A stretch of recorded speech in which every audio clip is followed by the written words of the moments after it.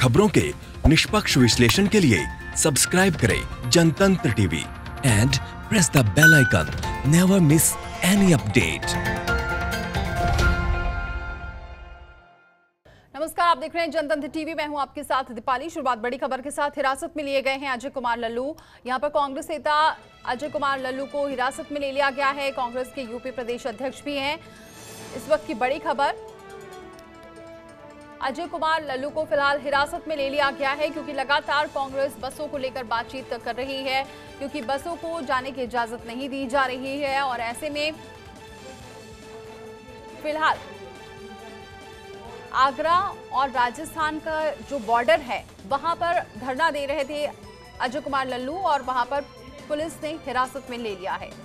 तस्वीरें आपके सामने है, ये देखिए, ये आगरा और राजस्थान का ये बॉर्डर है जहां पर ये धरना दे रहे थे। अब क्या पोजीशन है? शाम हो चुकी है। देखिए, अभी तक उन्होंने बसों के लिए परमिशन के लिए अप्लाई नहीं किया है। एमएचए की क्लियर कट गाइडलाइंस है कि इंटर स्टेट बस मूवमेंट के लिए अप्लाई करना होता है। उसके बाद पास इशू होने के बाद में ही बसों को परमिशन मिलती है आने जाने की। बसों को परमिशन देने के लिए 3 चीज़ों की ज़रूरत होती है: certificate, registration certificate, fitness certificate और जो है स्टेट गवर्नमेंट की रिटन परमिशन जहाँ से ओरिजिनेट करती है, जैसे कि स्टेट से राजस्थान सरकार की। इन्होंने उसके लिए इन तीनों चीज़ों के साथ बस। तो बड़ी खबर आप देख रहे हैं, आगरा से यूपी राजस्थान बॉर्डर को सील किया गया है। सीमा को आगरा पुलिस ने सील किया है। यहां पर कांग्रेसी बसों को ले जाने पर अड़े रहे, जिस पर यहां पर आपको बताएं कि अजय कुमार लल्लू को हिरासत में लिया गया है। आगरा बॉर्डर पर योगी सरकार के खिलाफ धरने पर लेटे हैं यहां पर कांग्रेस प्रदेश अध्यक्ष अजय कुमार लल्लू, जिन्हें हिरासत में फिलहाल पुलिस ने ले लिया है। सर, अभी जो उत्तर प्रदेश सरकार की क्या गाइडलाइन है, परमिशन इनको बसों को दी जाएगी या नहीं? जब अगर इनके पास जो के साथ अप्लाई करते हैं डीएम ऑफिस में, डीएम ऑफिस से अगर पास इशू होता नहीं। तो तस्वीरें आप देख रहे हैं, आगरा में यहाँ पर यूपी राजस्थान बॉर्डर को सील किया गया और उसके बाद कांग्रेसी बसों को ले जाने पर अड़े रहे, और जिसके बाद आगरा की कई थानों की फोर्स भी मौके पर पहुंच गई और कई घंटों से कांग्रेसी बसों को लेकर खड़े रहे। और यूपी प्रदेश अध्यक्ष अजय कुमार लल्लू जो धरने पर जब बैठे, उसके बाद उन्हें हिरासत में ले लिया गया है। वो रास्ते में ही लेट गए थे और लगातार यहाँ पर प्रदर्शन चल रहा था क्योंकि कांग्रेसी बसों को ले जाने की अनुमति मांग रहे थे, जाने की बात कर रहे थे, लेकिन उसके बावजूद बात को नहीं सुना जा रहा था, जिसके बाद अजय कुमार लल्लू धरने पर बैठे हुए थे। साथ में कई और कांग्रेसी कार्यकर्ता भी थे।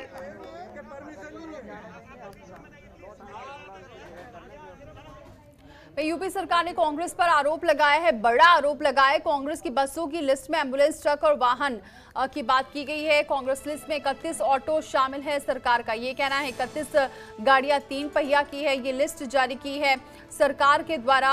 70 वाहनों का कोई डेटा ही नहीं है, ये सरकार ने कहा है। कांग्रेस 1000 बसों की लिस्ट सौंपी थी, जिसमें 70 ऐसी बसें हैं जिसका कोई डेटा नहीं है। तो 31 गाड़ियां जो हैं वो 3 पहिया की है, ये सरकार का कहना है। 70 वाहनों का कोई डेटा भी नहीं है, सरकार ये कह रही है, क्योंकि जब लिस्ट देने की बात की गई थी और जो लिस्ट सौंपी गई थी उसमें ये खामियां नजर आ रही है, जिसको लेकर इजाजत नहीं दी जा रही है बसों को वहां से रवाना करने की।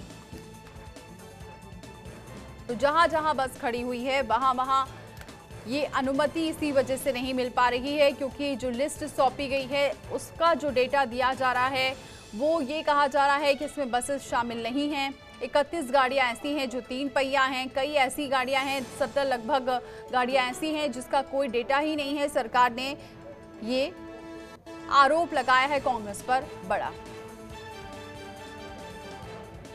और चलिए, हमारे साथ जुड़ चुके हैं ब्यूरो चीफ राधाकृष्ण त्रिपाठी। राधाकृष्ण, लगातार सियासत तो हो रही है, लेकिन फिलहाल अभी ताजा अपडेट क्या है? दीपाली, देखिए ताज़ा अपडेट ये है कि आगरा राजस्थान बॉर्डर को सील कर दिया गया है और पूरे बॉर्डर पर पुलिस के सख्त पहरेदारी कर दी गई है और जो थाने, जो बॉर्डर के थाने हैं उनके थानाध्यक्षों को वो कर दिया गया है। अतिरिक्त फोर्स मंगाई गई है, पीएसी मंगाई गई है और उसके जरिए पूरे बॉर्डर को, यहाँ तक कि जो मथुरा बॉर्डर है वहाँ पे भी फोर्स भेज दी गई है। तो एक तरह से नाकेबंदी कर दी गई है कि राजस्थान की सीमा और उत्तर प्रदेश की सीमा को पूरी तरह से सील कर दिया गया। दूसरी चीज, वहाँ पे जो कांग्रेस के कार्यकर्ता पहुंचे थे उनको हिरासत में लिया गया है। कांग्रेस के प्रदेश अध्यक्ष को हिरासत में लिया गया, वो बसों को चलाने की मांग कर रहे थे और उसके बाद वहां पे थोड़ी तनाव की स्थिति है। भाजपा के लोग भी पहुंच चुके हैं, भाजपा कार्यकर्ता बॉर्डर पे हैं, भाजपा के कुछ नेता भी पहुंचे, जिसके बाद स्थिति और तनावपूर्ण हुई है। भाजपा नेताओं को वहां से वापस करके उनको आगरा भेजा गया है और ताकि जो है एक पक्ष को वो किया जा सके। और इसके साथ ही जो लोग हिरासत में लिए गए हैं उनको, उनके लिए बसों और ट्रकों में भर के उनको आगरा भेजा जा रहा है। आगरा पुलिस उनको ले जा रही है।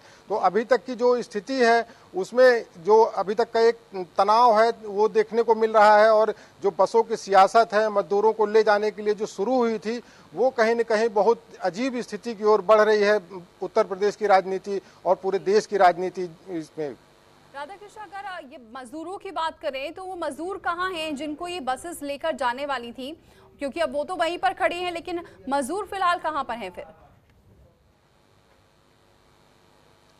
दीपाली, देखिए मजदूर वहीं पर हैं जहां थे। मजदूर आज पहले भी सड़कों पर थे, मजदूर आज भी सड़कों पर है। मजदूर पहले कुछ अंदर भी आ रहे थे, कुछ पैदल चल रहे थे। आज उन्हीं बॉर्डर्स पे मजदूर भी जमे हुए हैं, चाहे वो दिल्ली हो, चाहे वो गाजियाबाद हो, चाहे वो राजस्थान का बॉर्डर हो या मथुरा का बॉर्डर हो। हर बॉर्डर पे मजदूर हैं, टुकड़े टुकड़ों में मजदूर हैं। जो पैदल अंदर आ सके थे कुछ, वो राज्य के अंदर है, जो अंदर आ गए वो जिलों की सीमाओं पर रोक दिए गए हैं। तो मजदूर पूरे प्रदेश में टुकड़े टुकड़े स्थिति में वैसे ही है। मजदूरों की दशा में कोई सुधार नहीं हुआ। बसें चली नहीं, बसों की केवल चर्चा हो रही, बसों पे केवल चिट्ठियां चली, लेकिन बसें नहीं चली और मजदूर वहीं के वहीं फंसे हुए हैं। मजदूरों की हालत में कोई सुधार नहीं हुआ। बिल्कुल, मजदूर वहीं फंसे हुए हैं, मजदूरों की हालत में कोई सुधार नहीं हो रहा है, लेकिन राजनीति हो रही है। बने रहिए आप हमारे साथ। प्रशांत हमारे साथ जुड़ चुके हैं आगरा से। प्रशांत, फिलहाल वहां क्या ताजा स्थिति है? क्योंकि खबर यह है कि हिरासत में लिए गए हैं यहाँ पर अजय कुमार लल्लू। बिल्कुल निश्चित तौर पर यहाँ जो बॉर्डर पर हम स्थिति देख रहे हैं, बिल्कुल जद्दोजहद और कशमकश वाली स्थिति है। सुबह से जो कांग्रेस के प्रदेश अध्यक्ष है लल्लू सिंह, अजय कुमार लल्लू, वो अपने कार्यकर्ताओं के साथ इस बात पर अड़े थे कि गाजियाबाद और नोएडा के लिए जो बसें मांगी गई थी तो उनको उपलब्ध करा दी गई हैं और उन्हें जाने दिया जाए। मगर जिला प्रशासन आगरा की ओर से जो बयान आया है कि यूपी मुख्यमंत्री कहते हैं क्या कि हम अनुमति देने के लिए तैयार हैं, इनका चिट्ठी जारी होता है। दूसरी तरफ जब हम बसों को लेकर चलते हैं तो इनकी पुलिस यहाँ पर रोक देने का काम करती है, कहती है कि हमारे पास अनुमति नहीं है। सरकार स्पष्ट करे, सरकार चाहती क्या है? सवेरे से शाम तक झूठ बोलने के अलावा इनके मंत्री, इनके स्पोक्स पर्सन और मुख्यमंत्री को दूसरा कोई काम नहीं है। गरीबों के साथ अन्याय कर रहे हैं, मजदूरों को घर नहीं जाने देना चाहते हैं। हम गाजियाबाद और नोएडा के बॉर्डर पर इन्होंने मांगा है, हम गाजियाबाद नोएडा बॉर्डर पर बसों को लेकर जा रहे हैं। ये सरकार क्यों रोक रही है?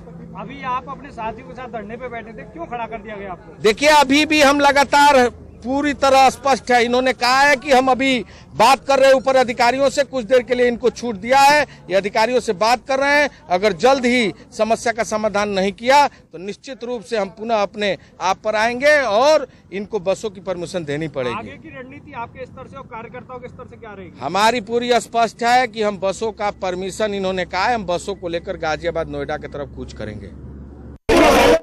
कांग्रेस ने अपनी रणनीति यहाँ पर साफ कर दी है कि अभी बातचीत चल रही है और अगर ये बातचीत ये खत्म करें, अगर रास्ता नहीं निकालते हैं तो हम लगातार हमारा ये धरना और ये प्रदर्शन जारी रहेगा, क्योंकि हम गाजियाबाद और नोएडा इस बसों को परमिशन दिलाकर रहेंगे।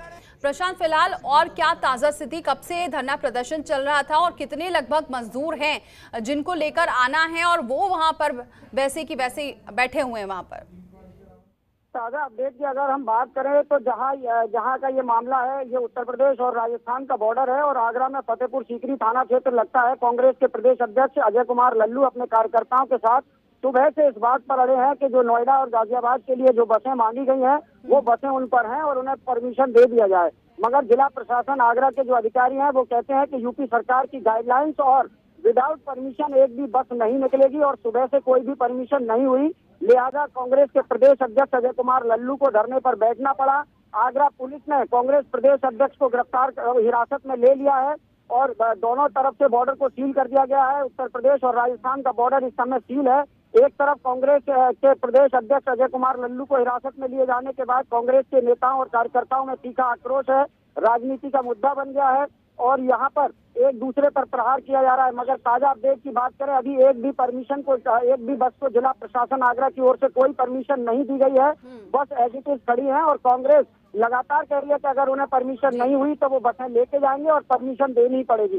तो स्थिति जो है वो बॉर्डर पर इस तरीके की है, कशमकश और जद्दोजहद वाली है और बॉर्डर सील है। और यूपी सरकार आगरा जिला प्रशासन के जो अधिकारी हैं वो बॉर्डर पर मुस्तैद हैं, बैरिकेडिंग डालकर सील कर दिया गया है। शुक्रिया प्रशांत, आगे भी आपसे अपडेट लेते रहेंगे, नजर बनाए रखिए। अब राधाकृष्ण का रुख करते हैं। राधाकृष्ण, अब यही नजर आ रहा है कि यहाँ पर अब दोनों ही तरफ से टेंशन की स्थिति आ गई है और ये कोई ध्यान नहीं दे रहा है कि जो मजदूर फंसे हैं अब उनको चाहे सरकार लेकर जाए या फिर कांग्रेस लेकर जाए, बसेस मिलनी चाहिए। मजदूरों को मतलब नहीं है कि बीजेपी हो या फिर कांग्रेस हो, उन्हें तो अपने घर जाना है, लेकिन राजनीति बिल्कुल चरम पर है।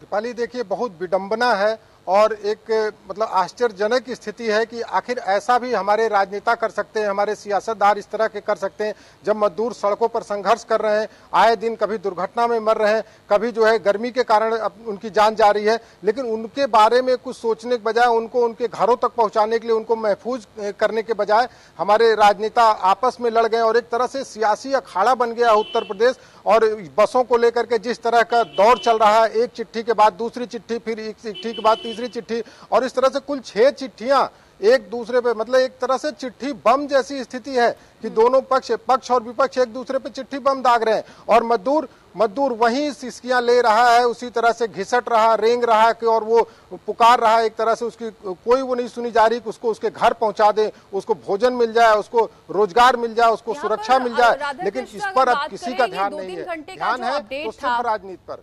कुछ देर 2-3 घंटे पहले ये बात आई थी बीजेपी की तरफ से, ये जो हम डेटा चला रहे हैं कि ये बीजेपी ने ये आरोप लगाया कि 70 वाहनों का डेटा नहीं है और जो बाकी भी है। उसके बाद कोई प्रतिक्रिया आई है कि अब आगे क्या बीजेपी या फिर यहाँ सरकार का क्या रुख रहने वाला है, क्योंकि कांग्रेस तो अड़ी हुई है अपनी बात पर। देखिए, पहली उसके बाद जो जांच हुई है उसमें 879 तो बसें पाई गई हैं। जो 1049 बसों की लिस्ट कांग्रेस की तरफ से दी गई थी उसकी जांच हुई। जांच के बाद उसमें जो रिपोर्ट आई है उसमें 849 बसें उसमें मिली हैं, उनको ठीक माना गया 879 बसों को, और उनको चलने की अनुमति दी जा सकती। लेकिन अभी जो और शर्तें हैं उनकी फिटनेस को लेकर के और सारी चीज, अभी ये सब चीजें होनी बाकी हैं, अभी एक लंबा प्रोसेस है। और इसके अलावा कांग्रेस ने इस पर प्रतिक्रिया दी है इस जांच के बाद कि अगर जितनी बसें, हमारी 879 बसें को उत्तर प्रदेश सरकार चलाए। प्रियंका गांधी ने ट्विटर के जरिए ये बात कही है कि वो 879 बसों को उत्तर प्रदेश सरकार चलने की इजाजत दे, बाकी का जो हमने जो 1049 की लिस्ट दी थी उसकी भरपाई हम कल 200 बसें और देकर के कर देंगे। तो एक तरह से कांग्रेस ने, उनकी जांच के बाद एक कांग्रेस ने भी अपना एक वो खोल दिया कि हाँ, हम आगे भी तैयार हैं, आप इतनी बसों को इजाजत दीजिए। लेकिन इतना आसान नहीं बसों को करना। अभी जो शर्तें हैं, जो इसकी चर्चा हम सुबह से करते आ रहे हैं कि उत्तर प्रदेश सरकार ने जो शर्तें लगाई हैं कि फिटनेस प्रमाण पत्र चाहिए, फिटनेस सर्टिफिकेट बसों का चाहिए। इसके पीछे उत्तर प्रदेश सरकार का तर्क है कि हम मजदूरों को, निरीह मजदूरों को ऐसी किसी गाड़ी, ऐसी किसी बस में जोखिम भरा सफर नहीं करने देंगे जिसका फिटनेस प्रमाण पत्र नहीं है। अगर मजदूरों को कुछ हो गया तो इसकी जिम्मेदारी किसकी होगी। तो इस लिहाज से उत्तर प्रदेश सरकार एक लीगल, एक वैधानिक वो लेके चल रही है कि हम फिटनेस नहीं तो उसमें सफर नहीं करने देंगे, उन बसों को इजाजत नहीं देंगे। ये क्लियर कट कर दिया गया। और उनकी फिटनेस जांच के लिए, उनके डॉक्यूमेंट जांच के लिए, ड्राइविंग लाइसेंस जांच के लिए ही उनको बताया गया है कि वो नोएडा और गाजियाबाद पहुंचे, कुछ को लखनऊ के लिए कहा गया था।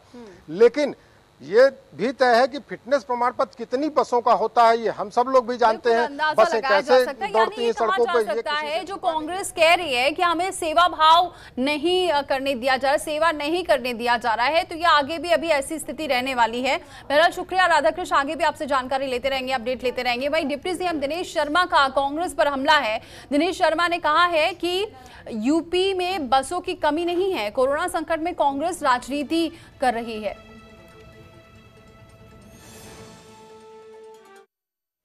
आपने अभी जो टेलीविज़न चैनल्स हैं उस पर देखा होगा कि कांग्रेस की राष्ट्रीय महासचिव श्रीमती प्रियंका वाड्रा जी ने 1000 बसों का दावा किया कि उत्तर प्रदेश में वो लगाएंगे। हालांकि उत्तर प्रदेश में किसी प्रकार की कोई कमी नहीं रही है और न ही उत्तर प्रदेश को किसी की सहायता की आवश्यकता आ पड़ी है, क्योंकि हमारे मुख्यमंत्री योगी आदित्यनाथ जी ने पहले से ही एक बृहद पैमाने पर व्यवस्था उत्तर प्रदेश में करके रखी थी। और आज जानकर ताज्जुब तो तब हुआ जब धपोल संघ की घोषणा के अंतर्गत उनके कपोल कल्पित लिस्टों में नाम आए। कहीं पर ऑटो रिक्शा दिखाई पड़ा तो कहीं पर कोई बजाज ऑटो का वाहन दिखाई पड़ा, तिपहिया वाहन, तो कहीं पर एम्बुलेंस दिखाई पड़ा, तो कहीं मालवाहक गाड़ी दिखाई पड़ी, तो कहीं स्कूटर दिखाई पड़ा। ये खिलवाड़ नहीं तो और क्या है? आप इन सूची से आप स्कूटर से सबको लेकर आएंगे क्या? ई रिक्शा से आप लेकर आएंगे क्या? आप एम्बुलेंस से सारे लोगों को भरकर लेके चले आएंगे क्या? इस प्रकार का दुर्भावनापूर्ण और धोखाधड़ी का काम जानबूझकर उत्तर प्रदेश सरकार को भ्रम में डालने का षड्यंत्र, ये कांग्रेस को शोभा नहीं देता। मजदूरों की बसों को लेकर हो रही राजनीति में कांग्रेस प्रवक्ता रणदीप सुरजेवाला ने यूपी सरकार पर आरोप लगाया है। उन्होंने कहा कि कांग्रेस मजदूरों के लिए 1000 बसों का इंतजाम करा रही है, लेकिन योगी सरकार इस काम में रोड़े अटका रही है। उत्तर प्रदेश वो देवभूमि है जहां केवट ने भगवान को गंगा पार करवाई थी। तो क्या आज भगवान स्वरूपी हमारे उन मजदूरों, श्रमिकों और कामगारों को उत्तर प्रदेश का शासन, प्रशासन और राजनीतिक दल सरेराह अपने बेहाल हाल पर छोड़ सकते हैं? सीधा सवाल। प्रियंका गांधी और कांग्रेस के नेताओं की ओर से की जा रही बयानबाजी पर उत्तर प्रदेश श्रम कल्याण परिषद के अध्यक्ष और दर्जा प्राप्त राज्य मंत्री सुनील भराला ने कांग्रेस पर पलटवार किया है।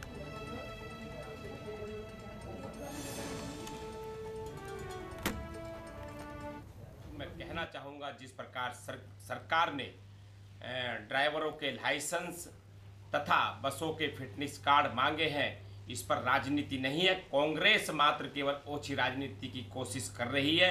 ये कानून के नियम हैं। अगर बस में श्रमिक जा रहे हैं अपने घरों पर, कोई बात हो गई, कोई घटना दुर्घटना हो गई, तो उसकी जवाबदेही सरकार की होगी। उसकी जवाबदेही कौन अपनी जिम्मेदारी लेगा? इसलिए बसों के ड्राइवरों के लाइसेंस देखना और फिटनेस कार्ड देखना ये जिम्मेदारी होती है। उसके आधार पर सरकार ने कहा है कि ये चीज भी उपलब्ध कराएं, तो कांग्रेस पार्टी इसको राजनीति बता रही है। लखनऊ स्थित 5 कालिदास मार्ग पर मुख्यमंत्री आवास पर यूपी सीएम योगी आदित्यनाथ ने चिकित्सा सेतु मोबाइल ऐप का शुभारंभ किया और उस दौरान सीएम ने कहा कि चिकित्सा सेतु ऐप का सभी इस्तेमाल करें। साथ ही साइबर अटैक से इस ऐप को बचाने के लिए हमें प्रयास करना होगा। इसके साथ ही इसका कहीं भी दुरुपयोग ना हो, ये भी हमारी जिम्मेदारी होनी चाहिए। इस दौरान चिकित्सा शिक्षा मंत्री सुरेश खन्ना भी मौजूद रहे।